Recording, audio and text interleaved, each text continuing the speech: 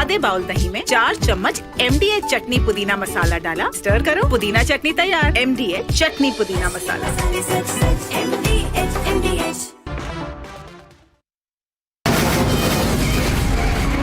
From the Republic Media Network headquarters, it's time for Arnab Goswami on The Debate.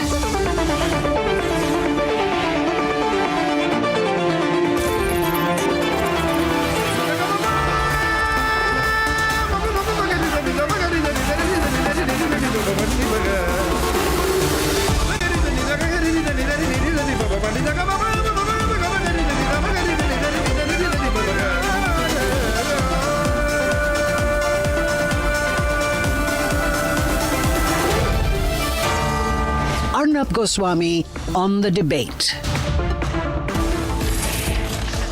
Ladies and gentlemen, it's time for the nation's sharpest opinion, and global concern is there tonight about what is going to happen next between Israel and Iran, and justifiably so. In today's world where things are interconnected, where issues are multilateral, my problem is with the unilateralism of Donald Trump. Yes, there must be peace between Israel and Iran. Yes, bloodshed must stop. Yes, both sides have to broker some peace. Yes, Iran has a right to feel aggrieved, but Israel has a bigger reason to feel like it's been a victim for far too long of the Hamas, of the Hezbollah, of the Houthi, and proxy terrorism. But my point is, can we trust Donald Trump to fix a deal?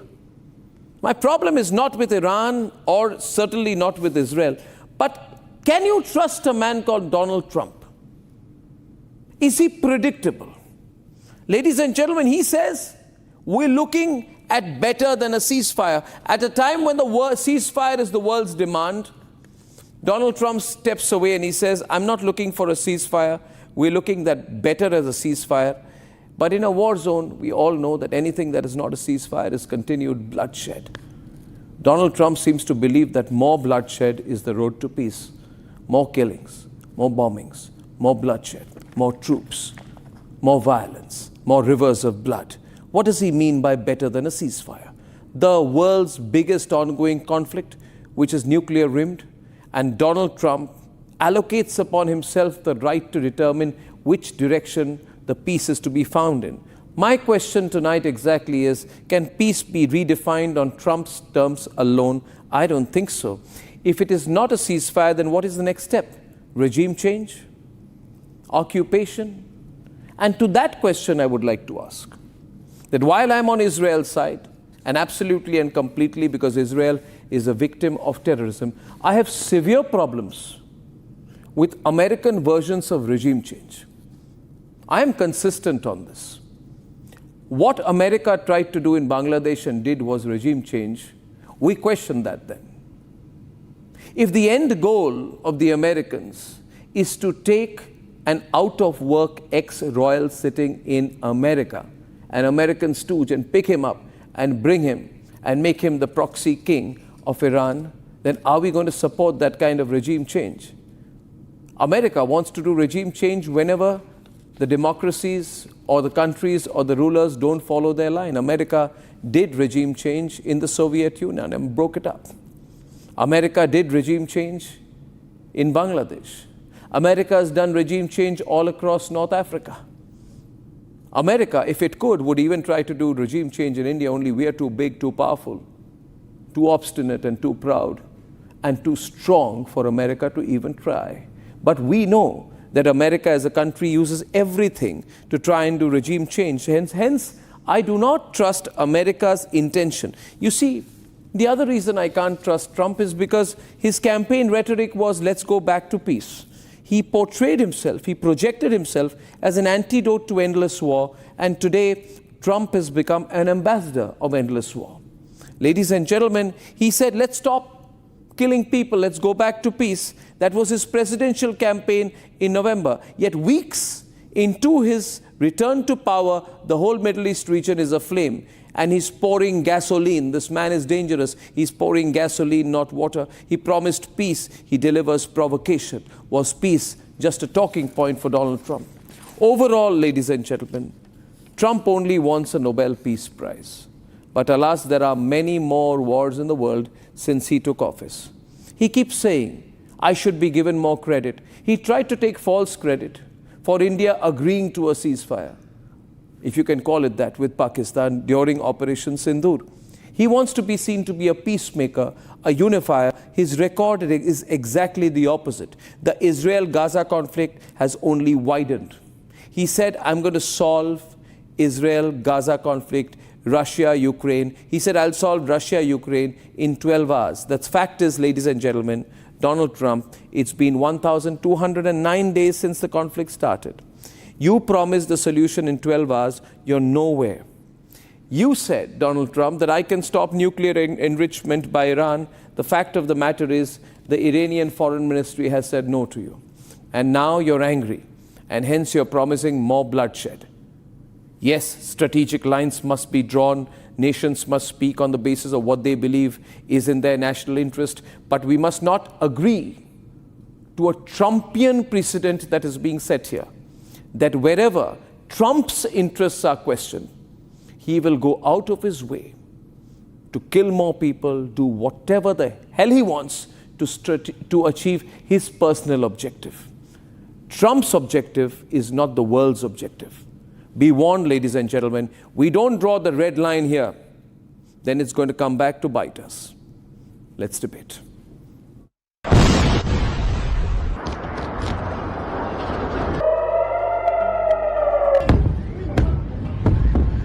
Day 5 of the escalating conflict between Iran and Israel saw tensions rising as both nations exchanged attacks in a tit-for-tat strike.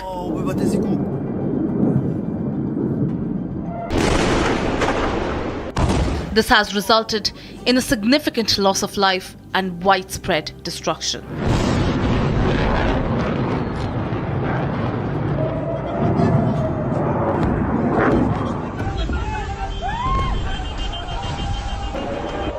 Israel has reported the killing of Iran's new wartime chief of staff, Ali Shadmani, in a targeted strike. This comes after the death of his predecessor in Israel's initial attack on Friday. Here behind me you can see the residential area in the center of Israel, and one of the ballistic missiles of Iran targeted this area where there is a schools, kindergartens, many residential buildings, and see what a huge hole just one rocket did. You can see the impact just of one rocket. See how big is that?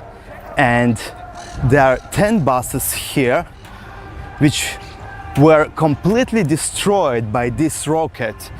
And in those buses, each morning, children are taken to the school. And if the children was here now, they probably all would be dead.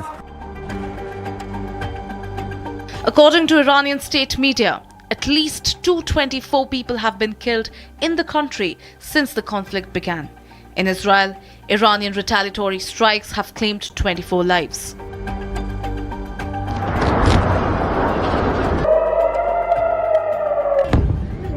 Israeli Defense Minister Israel Katz has announced that today the IDF will strike very significant targets in Tehran.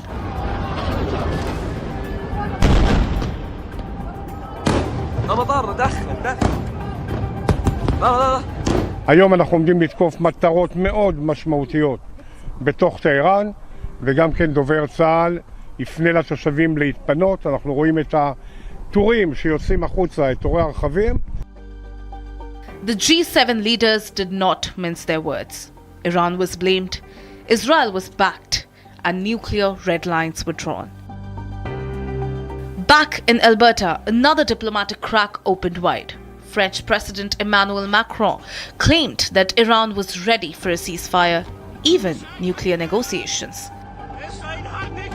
Et ensuite, dès que le cessez-le-feu sera obtenu, et je pense que les annonces qui ont été faites par le président Trump sont tout à fait positives et le rôle que les États-Unis d'Amérique auront à jouer est clé, les Français, à leur côté, les Britanniques et les Allemands sont disponibles pour reprendre des discussions sérieuses. Discussions que nous n'avons jamais cessées. But Trump wasn't buying it. Within hours, he publicly humiliated Macron, saying he had no idea what the French leader was talking about, hinting that his G7 exit was more than just diplomacy. We're not looking for a ceasefire. I didn't say I was looking for a ceasefire. That was Emmanuel, nice guy, but he doesn't get it right too often. But we're not looking. We're looking for better than a ceasefire. Remember, Iran cannot have a nuclear weapon. It's very simple. We don't have to go too deep into it. They just can't have a nuclear weapon. We want people to be safe, and that's always possible. A thing like that could happen. I just want people to be safe. The humanitarian impact is severe, with many civilians caught in the crossfire. Some Indian students in Iran were being relocated to safer places within the country. The government stressed that other feasible options were also being examined.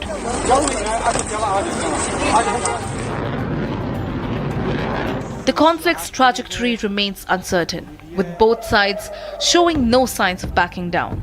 The Iran-Israel conflict enters its fifth day with the world watching anxiously.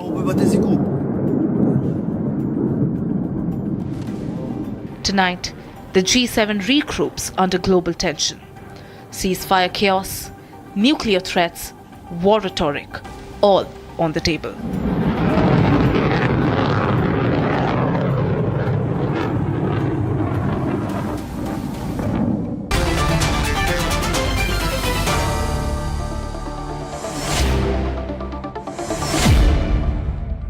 It's a very important debate tonight, and from Israel we have three very vocal pro-Israel voices. Dan Pfefferman, he's been a major in the Israel Defense Forces, or IDF. Another former soldier of the IDF and defense expert, Benny Benjamin, is with us this evening from Ramla. Adam Belos, a very well-spoken CEO of the Israel Innovation Front, is live from Tel Aviv. And we have pro-Iran voices, professor at the Ankara Yildirim Beyazit University, Dr. Omer Anas. He joins us on a second successive night. Waris Pathan from India is the national spokesperson for the political party, the All India Majlis-e-Ittihadul Muslimin, a Muslim-focused party which is operating out of India, and he is pro-Iran. And Peter Kuznick is anti-Israel because he says he's anti-war. He's director of nuclear studies at American University. Now, Peter, let me start with you now. There is a straight threat, very clear.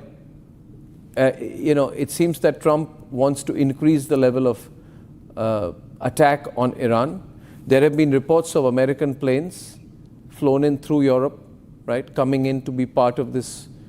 Is Trump leading an American effort out here? Is America going to get directly involved? What does he mean by saying, in your view, that clear Tehran, move out of Tehran? What is the message he's sending? Is it only psychological warfare, or is it more?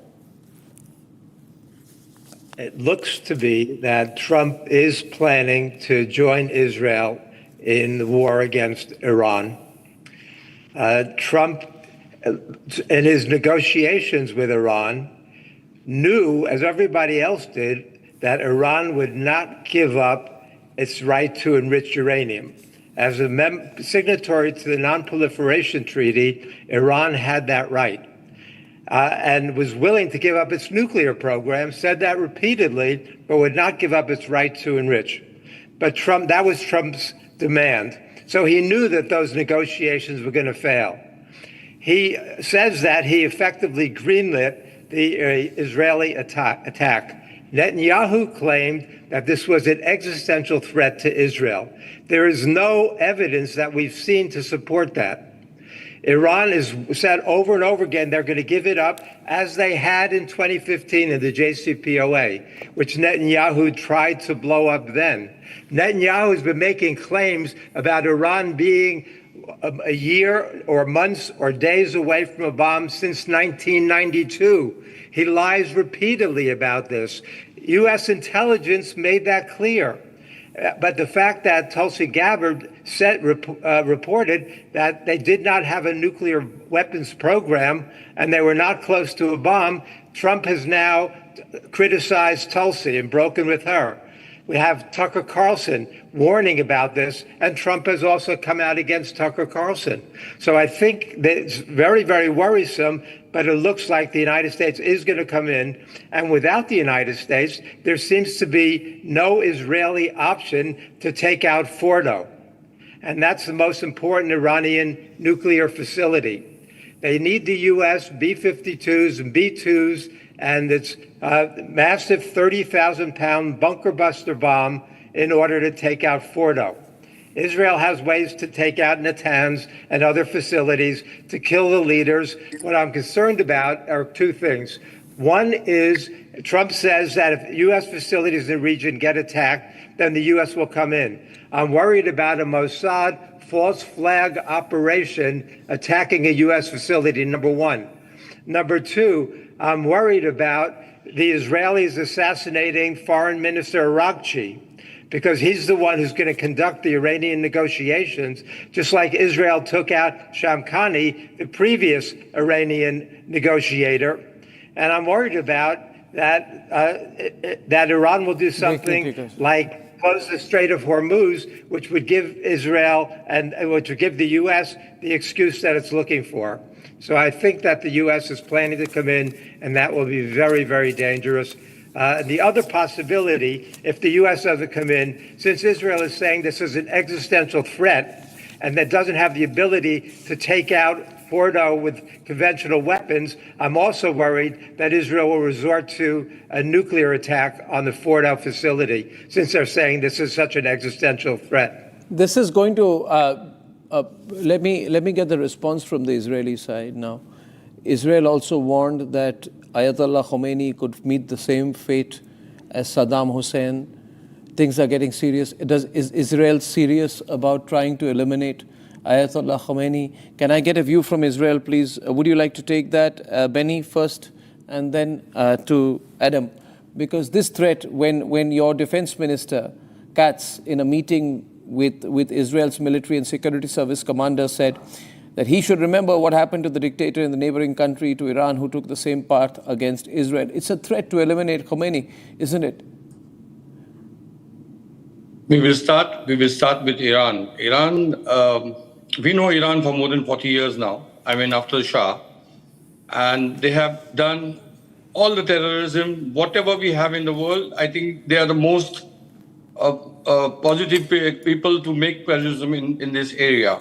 I can talk about Hezbollah, I can talk about Houthis, I can talk about Hamas, I can talk about so many.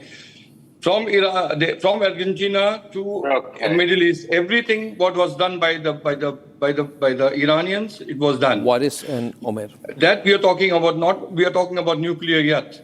Nuclear thing is, yes, about 25 or 23 years, Netanyahu is shouting to clear this matter with the Iranians. But nobody did anything. And, today we came to this place because of the 60 days that the US given to the Iranians, and the Iranians had not done anything. They were just pulling out more and more. And I think if there will be a ceasefire, the Iranian will come to the same stage. So I think we want not only ceasefire for the nuclears, but we want the ceasefire to stop the terrorism. We want the ceasefire not to give the money to the terrorism that we are talking about, Hamas, Hezbollah, Houthis, whatever you have. We are talking about the citizens of them. They're Iran. They are not happy. So I don't think that we are going to make now the new rule in Tehran. But the Iranians must know that they must, if they want to have peace in this area, they must stop all this. And okay, I'd like to get in a view pro-Iran, please. Waris, would you like to start first before I go to Dr. Omer Anas? See, point is, I want to make one point tonight. We are concerned about this going beyond the region. I'm looking at the language of China very closely, where China is indirectly accusing Trump of escalating the crisis, saying we want to protect the sovereignty of countries. So it'll be interesting to see that if there is a huge rain of fire on Tehran, whether China stays out of it. It's just an observation. I'm not sure China will get directly involved, but we can't assume it won't. Waris Pathan, your response as I get Dan Pfefferman and Adam Bellos to speak on the other side. Waris Pathan, please. Please, Waris. Well, Arnab, we have to understand the Iran and Israel war first. First thing, Adam. Iran does not have nuke. Israel does. Iran is signatory to the NPT. Israel isn't. Iran allowed IAFE inspectors in this country. Israel doesn't. But Israel attacked Iran. Israel is the aggressor. Iran is the victim. Now, Iran declared war on the basis of the most ridiculous nuclear program. thing I've ever heard. Then again, they went about regime change. Then they spoke about assassinating the leaders. And now they are bombing the journalists. So, butcher of Gaza, Netanyahu, is a mass murderer. He has committed genocide on Gaza, Palestine. He has killed 55,000 people, including 5-year-old children. They were starved to death by Netanyahu, and now Netanyahu wanted to do the same thing with Iran, but Iran responded. So why do we have to support Israel, Arnab? Why did you not allow the NPT? I'll come to you. Adam and Dan, I'll let him complete. I'll come to you. I'll come to you after he completes. I will come to you both. I will come to you both moment Mr. Pathan completes. Let Mr. Pathan, let Mr. Waris complete, and I'll come to you both, please. Waris, complete your points, please. He's a mass murderer. He has committed genocide on Gaza, Palestine. He starved children to death, Arnab. Where are we? Netanyahu wants to have a settlement or something like that. Okay, Waris now, Waris, let us hear the Israeli side. Who goes first, Adam or Dan? Okay, Adam goes first and then Dan, yeah. Okay, first of all, let's go back to Professor Kuzak, who was on this program with me at the beginning of October in 2023, when he completely predicted everything incorrectly about what would happen and what the Israeli responses would be, and everything from there. It's a complete showcase of the failure of America's academics, that you have a pro-Iran regime academic talking about Israel using a nuclear weapon, which it has never, ever even hinted at ever using once since it has had nuclear weapons. Two, it is absolutely insane for anyone to say that someone is committing genocide after what Iran does not have the nuke, but Israel has. And the proof that let him complete, Waris. Through Iran's funding of Hamas and all of its proxies. That's just, I mean, that's absolutely rich. Okay, you can say we're committing genocide in Gaza, except the numbers don't support the definition of genocide whatsoever. Okay, so let's just be honest with each other. Let's keep things in the realm of reality. Iran is the largest sponsor. Waris, let him complete. Let him complete, Waris. Let him complete. You starve them to death. Let him complete. You're repeating your points. We can't speak over each other, right? All right, calm down. Adam, continue. Waris, calm down. My point. Thank you. Anyway, my point is that the Iranian regime has been the world's largest sponsor of terror for over 40 years. So to deny the killing of South American Jews in Buenos Aires or the attacks on Israelis in Cyprus, let's not mince words here. The Iranian regime is about to fall. There is no reason to go to some eschatological apocalyptic interpretation of what is going on here. The Iranian people are rising up. The Iranian people want to shake off the Iranian regime because they have been occupying the Persian people since the revolution. So let's just be completely realistic. Israel is not going to use a nuclear weapon because we don't want any fallout on the Iranian people, and our war is not with the Iranian people. Point two. To say that we are out there destabilizing the world is a complete fabrication and lie, given all the chatter that we see from Pakistan, China, and Iran, and the fact that you have Iranians dancing in the streets celebrating this attack right now. So let's just be honest intellectuals and let's change the top thing that says pro-Iran over these two gentlemen to pro-Islamic Republic, because they're clearly No, Peter has a right to respond briefly to that before I bring in Dan out here. Ladies and gentlemen, the whole focus is on whether America gets directly involved. Peter, your quick rebut, please. You've been accused of intellectual dishonesty by Adam quite directly, yes. Who says you've been doing the same thing for a couple of years since he last met you. Let me say, I am not pro-Iran.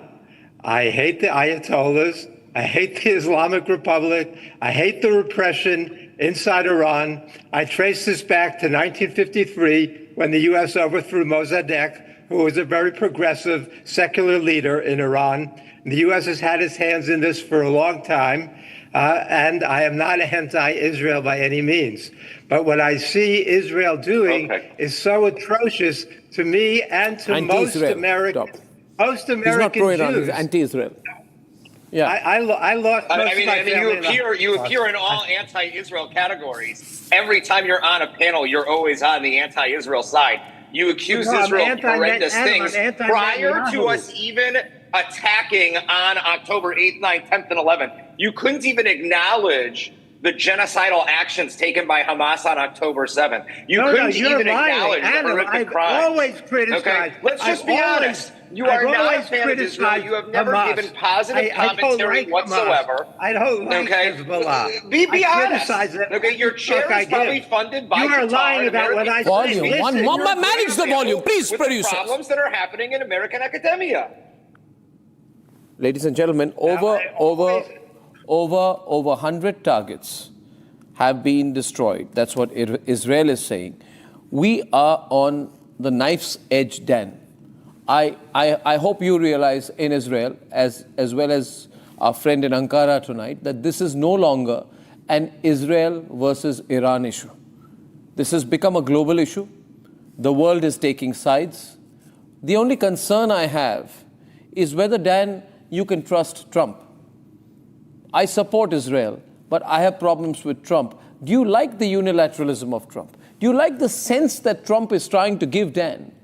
That he's going to decide every step. He's going to decide what happens next. Dan. I think President Trump here has a very clear moral vision of what's happening here. What's happening right now in the Middle East is very clearly a fight of good versus evil. Our Iranian friend here talked about Iran fighting colonialism. I've been all day on different shows, including here on Republic TV, and I keep hearing Israel and the West and colonialism, the only colonists and the only people spreading and occupying and colonizing and committing genocides in the Middle East are the sides affiliated with Iran. Last I checked, it's the Iran-backed Assad regime, and it was the Iran-backed Hezbollah who killed nearly 1 million Sunnis in Syria, starving to death during the course of their civil war. Any casualties, any blood spilled in Gaza goes straight back to Hamas, which is backed by the Iranian regime.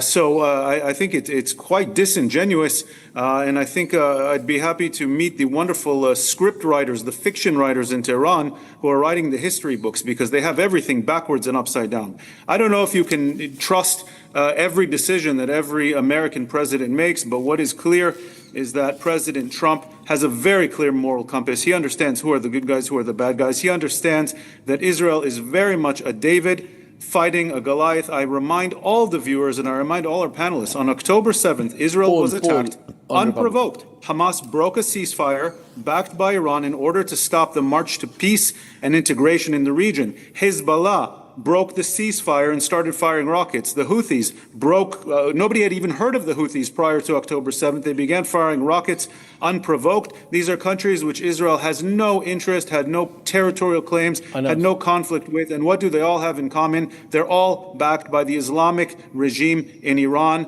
something that Israel would love to have nothing to do with. Israel had wonderful relations with the wonderful people of Iran prior to 1979. And then in the 1979 Islamic Revolution, let me finish, sir. You've talked long enough, and you've shouted everyone down. In 1979, Iran made up a new ideology in order to distract its people and distract the world from the fact that it has no idea how to govern, the fact that it has no idea it should not be in office. It controls its people with an iron fist. The people are going to rise up against this awful dictatorial, despotic regime that hangs women and beats them to death if they show strands of hair, in which gays are hanged from the streets, in which journalists and political dissidents are executed for voicing their opinion. The people of Iran, the people of the Middle East, the United States, and the people of the world are already thanking and will thank Israel for doing the dirty work that the world doesn't have the guts to do, and that's finally taking out this awful regime that has been the engine of terrorism and radicalism in the Middle East for the past 1 minute. Now, Dan, it's going to be Dan versus Waris for the next 2 minutes. 1 minute. Waris, let me prove that. You're responding to Dan? Arnab, the declaration of war against Iran. Arnab, the declaration of war against Iran was about nuclear program.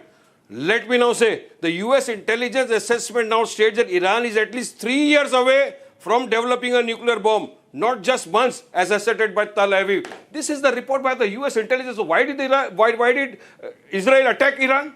Now they are playing victims. Who is the victim? Iran is the victim. Okay, 1 minute. Dan, let him complete. Dan, let him complete. To be fair, Dan, let Waris complete and then you come in. Palestine. You have been bombing innocent children in Gaza. You are a murderer. Netanyahu is a mass murderer. He has committed genocide in Gaza. 55,000 Arnab people have till now been killed in Gaza. No, okay, now you are repeating. But to the main point, Dan, the counter from Waris Pathan. The counter, Waris, I got you there. Waris, come on, now chill out. The counter from Waris Pathan is that he's suggesting here that the Americans are being dishonest and the Israelis being dishonest in saying that Iran is very close to developing nuclear weapon capability. He says there are American reports which say there are 3... I'm quoting US intelligence assessments. Which assessment are you quoting? Quote your source. You can say anything is the US intelligence assessment. Who put that out? Which is the published source? India Today Global has tweeted this.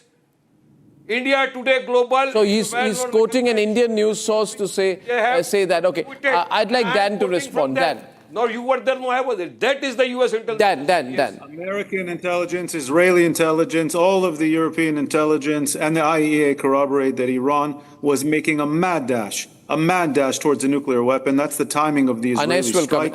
It is meant to prevent the most dangerous regime in the world from achieving the most dangerous weapon in the world. That is everything. Anes, was Iran making a mad rush?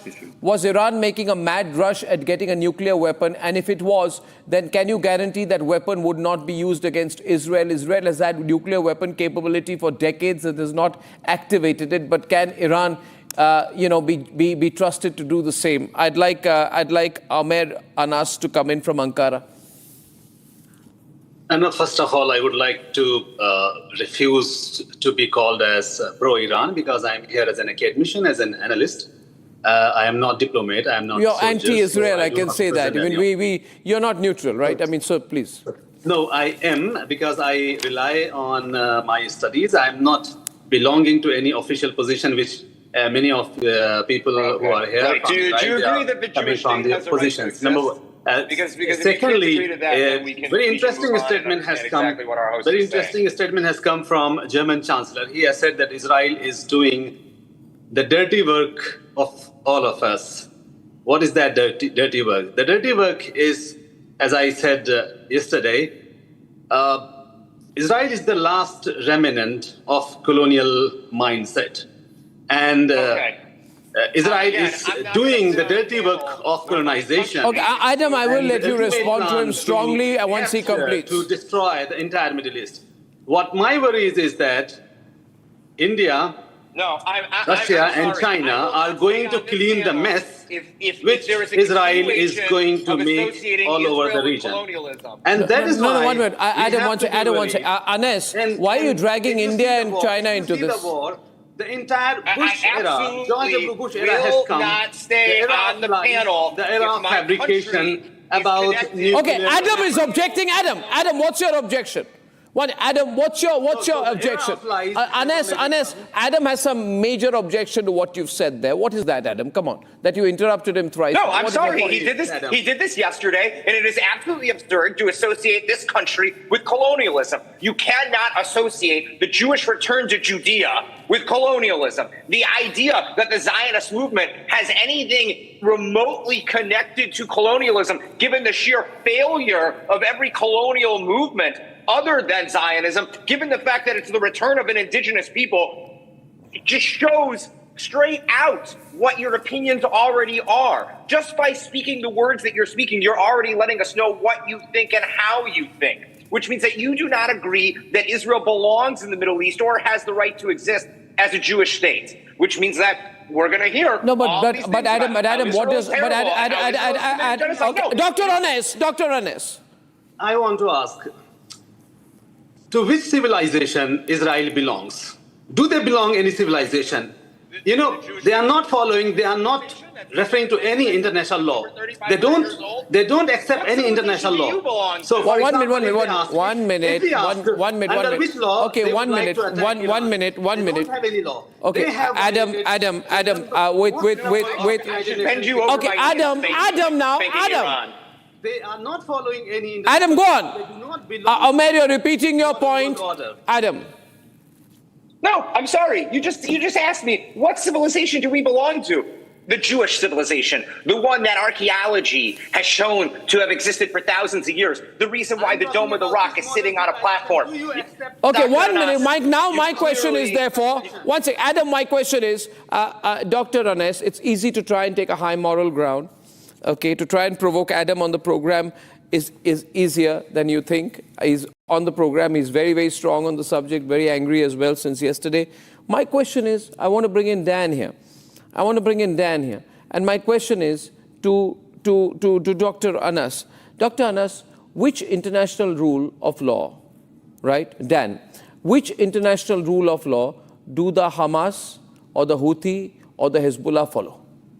Which law allowed them to kill thousands of Israelis on the 7th of October? It's so easy to be a hypocrite, Dr. Anas. And when you take the cover of, well, allow me now, please. It's going to be an open session right now. I asked for Dan on the left. It's so easy to say that, right? I want you to say that what international rule was being followed by the Hamas on the 7th of October. Which international rule is followed by the Houthis, who are the biggest global pirates today, right? Or when the Hezbollah fires rockets on Israeli soil, which international rule of law do they follow? The shoe pinches, Dr. Anes, on the other foot. And don't tell me Iran has no links to these three groups. So don't use the international rule of law argument with me. Answer me. Shall I answer? Yes, please answer. Please, thank you. First of all, yes, Israeli occupation of the land which the United Nations has which international rule of law does the Hamas follow? I'm coming to my point. But you got to answer my question. You'll give a long preface but avoid my question, which is completely unfair, Professor. International law says any country which is occupying the land of any other country, the resident of this country has the right to, and they have the right even for armed struggle. That is the argument, you say. The gentleman from from the river to the sea argument, we want to take away Israel as, so your argument is that in your worldview, Israel has no right to exist. In your worldview, Israel has no right to exist. Arnab, please let me finish. No, Dr. Anas, you just tried to say that Israel has no right to exist. How do you expect me to be quiet when you say that? Even without Hamas, the right of Palestinian people to struggle against Israeli occupation is valid under international law. And I'm saying that the gentlemen here from Israel, I'm not sure whether they are standing on an occupied land or on the Israeli land. I'm not sure. But the Palestinians have the right. So you can have objection with Hamas. I have objection with Hamas. However, the right of Palestinian people to have their own country is recognized by each and every international law, countries, and the civilized nation on No, you decide one second, just 1 minute, just one point, just stop here. Last night on this program, I asked, what is Iran's stated goal? And I said, let's see, you may consider me pro-Israel, but I'd say, okay, Israel is clear. Their stated goal is not to destroy Iran, but to destroy its nuclear weapons program. What is Iran's stated goal? Right? You must be clear. Is your stated goal the elimination of the state of Israel? Or is your stated goal pursuit of your nuclear weapons program? You got to be clear here. You can't prevaricate on this issue and say I've got an academic license to be unclear. What is Iran's end game? Yes. Iran has multiple times conveyed its position, even via Saudi Arabia, that Iranians are ready to recognize the state of Israel. provided that Israel is also going to allow the creation of Palestinian state, which has not been created even after 70 years of the United Nations Security Council resolution. So it is up to Israel to accept the state of Palestine first. Okay, and we have I think that Dan. Iranians are ready for any kind of Dr. You might have missed the history of the Israeli-Palestinian conflict 101 in your college studies, because the Palestinians were offered, by my count, at least 4, if not 5, if not 6 chances at having independence in a two-state solution. Every time they've turned them down. Every time they chose war. Hang on, I let you speak. Let me speak, please. I let you speak.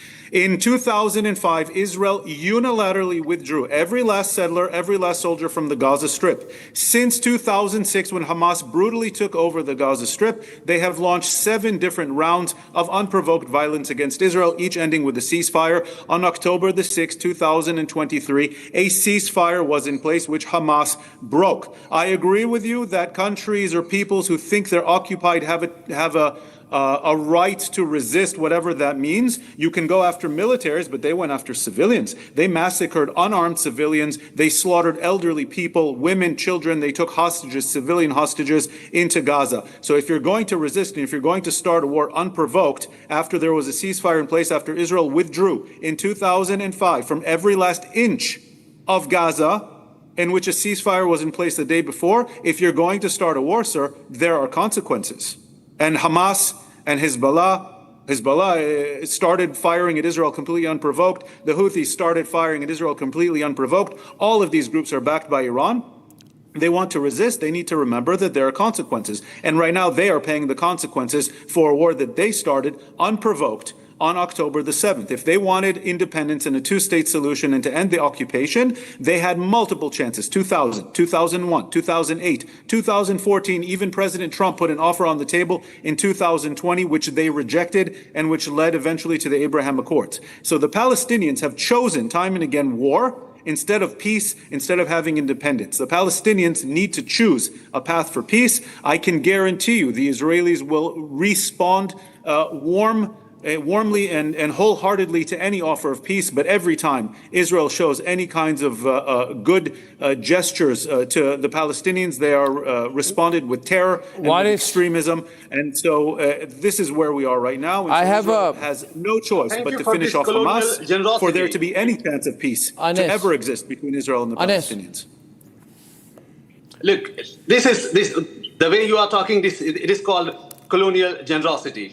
You are trying to be showing that you are so kind, but the reality is that you are killing the people. You are occupying their land inch by inch every day. Today, Palestine has been occupied too much that the possibility of creating a state of Palestine is almost negligible. So where exactly they are going to create the state of Palestine? Where is the agency of the Palestinians to accept peace? Your colonial mindset and you are doing the dirty job of European colonial people and of course the Americans as well. So you are in charge to succeed in bringing people back to their homeland. We're not colonialists. We don't represent anyone. A colonialist represents a mother country. We don't represent anyone. We are an indigenous people who came back to their homeland. From where you came back? From Israel, from the ancient Jewish kingdoms of Israel. That is where we came back. You see another country in the world that speaks Hebrew? How many countries in the region speak Arabic? How many countries in the region today are Muslim? It's because there was Muslim and there was Arab colonialism. There's no Jewish colonialism. Don't interchange Muslims and their ethnicity. Muslims are living in India, they are Indian. They are living in Central Asia, they are Central Asian. Well, there are Muslims in Israel too, by the way, Anas. 15% of Israel's population is Muslim. There are Muslims in Israel too. Are you saying you represent all Muslims? Is Iran trying to be the leader of the entire Islamic world out here? Which is why I'm asking, what is Iran's intention? Does it want to be the leader of the anti-Jewish world? Does it want to be the leader of the Islamic world? Does it want to process its nuclear weapons? What does Iran want?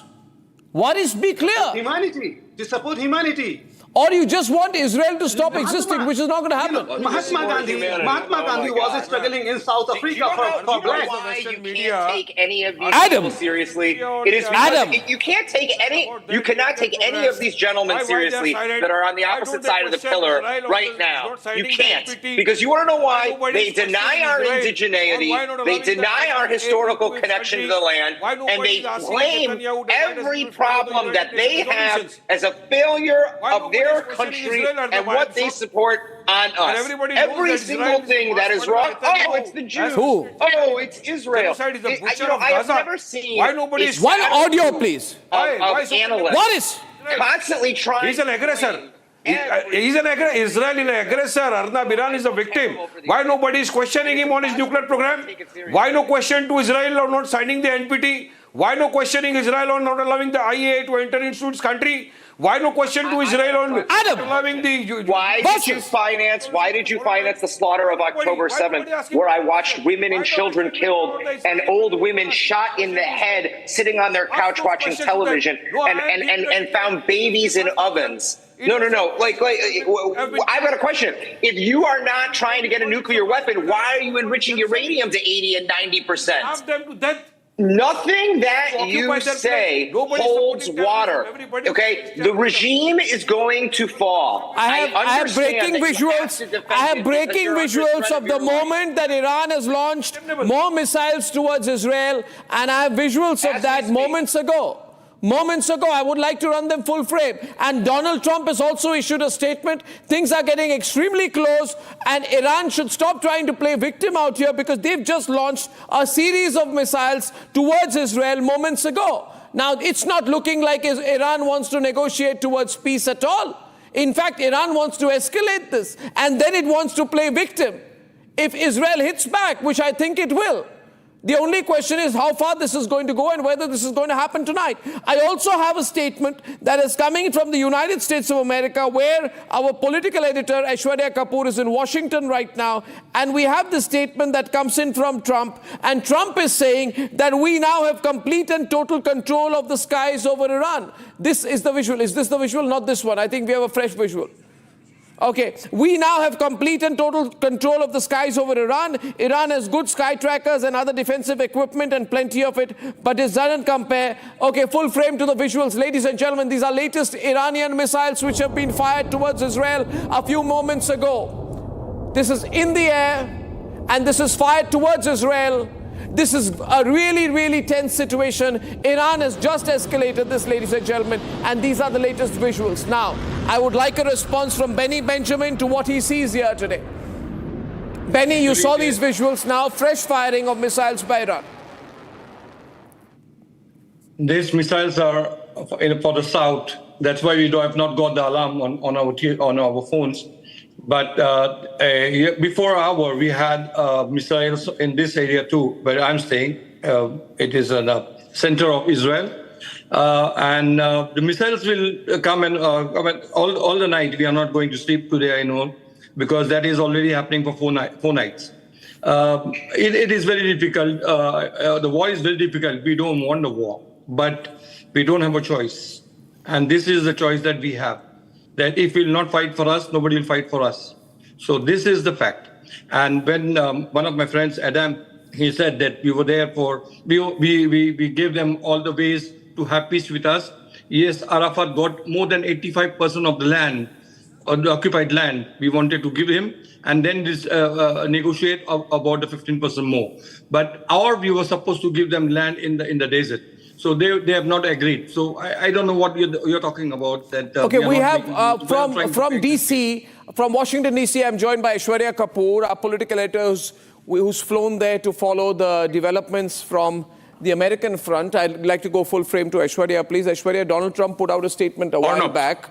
A while back, yes. Donald Trump put out a statement. And what is the view in the US right now, in Washington right now on this? Well, the American administration is very clear. We've just heard, and as you just broke that information, Donald Trump has made it very clear that they control the skies over Iran. So the Americans are saying, and then the whole American defense establishment, Arnab, has been on and active. The White House was active the whole late last night while the American president left G7 and landed back in DC. Today, just minutes prior to Donald Trump reacting on the social media network and saying that they control Iran, what basically we are being told that at this point of time, America is going to directly intervene. That is the sense here from DC. We've spoken to not one, but multiple senior officials here in the White House, senior journalists who've been covering White House. They say that the minute Donald Trump left G7, left Calgary, it was very clear that the Americans are getting into this war. It is going to be very, very interesting how Iran reacts back to this. But at this point of time here in DC, everyone is keeping a very, very close eye on what is going to be now the first reaction from Tehran. Back to you, Arnab. So they obviously won't play for more time. Aishwarya, I'll just come back to you in a minute. Going back to our panel here tonight, the fact that Trump left the G7 abruptly, Peter, and said, I'm going to do something bigger, right? What does that tell you about the timing of whatever he wants to do? It seems to me clear that Trump wants to get the U.S. involved in this war. And Trump has been supporting Israel from the very beginning, just like he did his first term, just like Biden did now. Instead of cutting off U.S. arms to Israel for the slaughter going on in Gaza, Trump kept the arms going. And, so the danger now is that the U.S. will get involved. Now, you can't accuse me of being anti-Israel or pro-Iran. I was appalled by the Hamas attack on October 7th, and I've said that over and over again. Israel has the right to exist, and it has the right to exist in peace and safety. But that does not mean that a war against Iran is justified. There was no immediate pretext. We have not seen any intelligence. The last thing I would want to see is Iran get a nuclear weapon for a lot of reasons. One is that would mean that Saudi Arabia, United Arab Emirates, Egypt, Turkey would all go nuclear. The last thing we need in this region is more countries with nuclear weapons. It's dangerous enough that Israel has nuclear weapons. So in international law, Israel should never have. We should let. I'm sorry. We should have let Hamas attack us without responding. We should let Iran finance all of the rockets that Hezbollah wanted to shoot at us and finance them. Okay, we should allow Iran to finance the Houthis, okay, and the rockets that they're shooting at us. We should also be okay with Iran targeting Jews and Israelis outside of Israel, all over the world. But we shouldn't fight back or start a war. What you like are dead Jews and emasculated Jews. You are not a fan of Israel. You say things and then you go, oh, I believe Israel should have the right to exist, but they should also bend over and take it. Let's just be honest, okay? You say you don't want Iran to have nuclear weapons, but at the same time, you won't acknowledge that they've violated almost every agreement that they've had. We've had nuclear weapons since the mid-'60s, and we've never once even thought about using them and have never needed to use them.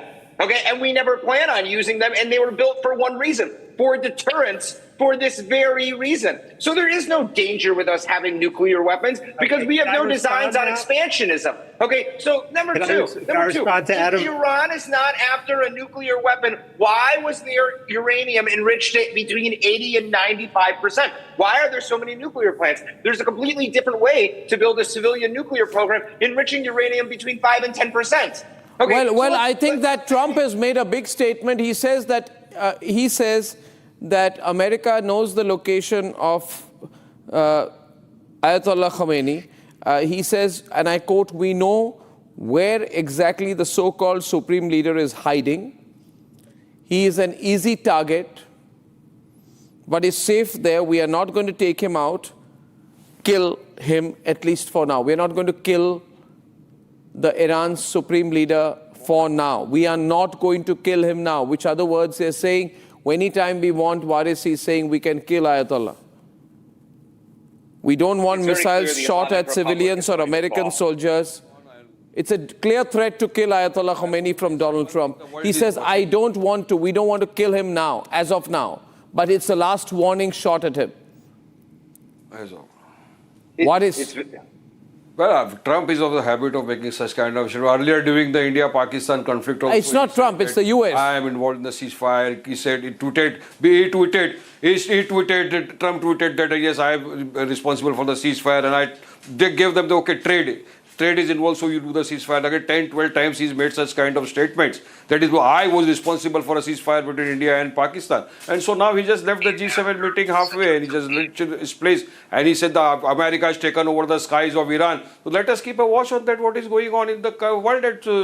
But why is the Western media, why Trump is not asking question to Israel about the nuclear program? My question is that. No, but the threat is, now this is wearing thin on us. The threat is the threat. You have the President of the United States who has just issued a threat to kill Ayatollah Khamenei. This is very serious. The United States is moving. It's moving fighter jets. It is moving fighter jets right now.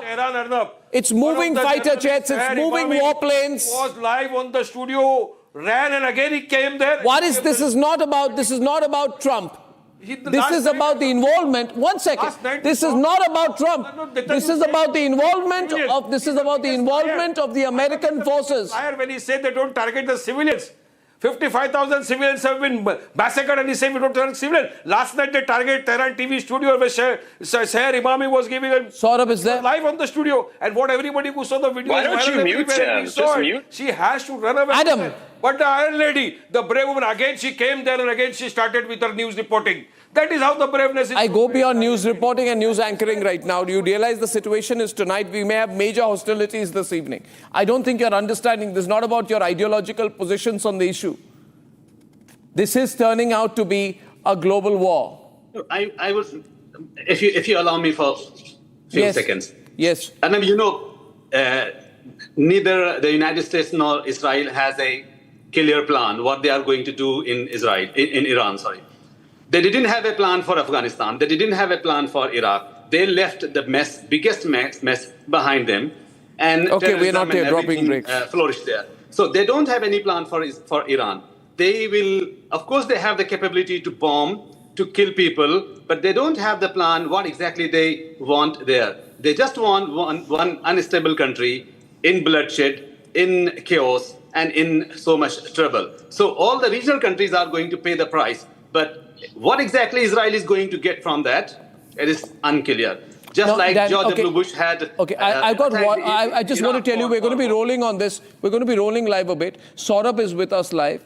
Any of our guests are happy to stay. There have been sirens in South Israel which have been sounded. IDF put out a statement. This is going to be a long night. Ladies and gentlemen, this is going to be a long night. 80% of our viewers are supporting Israel. Of course, this is the Republic TV audience. 80% supporting Israel, 20% supporting Iran. Saurabh, you'll be live in just a while. I'm stepping out of the studio for a moment and I'm going to be back. I'm going to be back in a couple of minutes. Okay. Time for a quick breather. Arnab will be right back with the debate. ये है secret recipe MDH का जीरा SIP जल जीरा मसाला SIP SIP जीरा SIP MDH का जल जीरा सिप MDH का जल जीरा सिप